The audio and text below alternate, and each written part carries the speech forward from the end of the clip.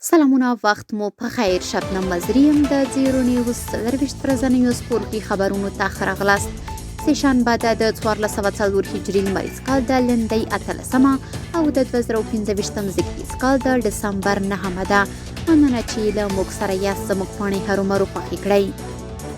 لومړی خبر ده چې د افغانستان کرکټ بورډ په یوه اعلامیه کې ویلي چې د افغانستان کرکټ غوره لیګ دویم پړاو سیالیو ترسره وي په پاردرفاني لندۍ او قوس میاشتې پر 29 نیټه په متحده عربي اماراتو کې ځانګړې ناسته کیږي.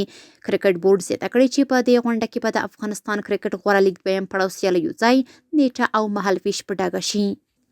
د کندهار آینو مینی لوبډلې دریمه بریا خپله کړه. د افغانستان اتلانو لیګ په 29مه لوبه کې د کندهار آینو مینی لوبډلې د کابل پیروزي لوبډلې ته 1-0 ماتې ورکړه. په دې پایلې سره آینو مینی په روانو سیالیو کې دریمه بریا په خپل نوم ثبت کړه.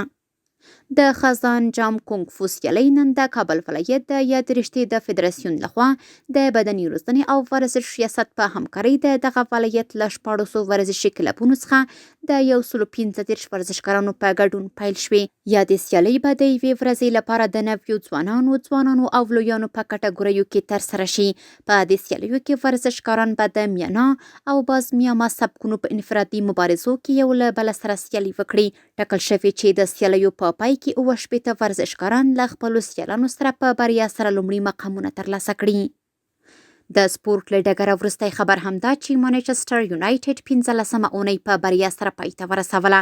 د انګلستان فوټبال غوره لیګ د 15مې اونۍ په وروستۍ لوبه کې مانچسټر یونایټډ سیالې وولفز لوبډلې ته 4-1 ماتې ورکړه او په 26 نمرو 6 نمبر کې راغله.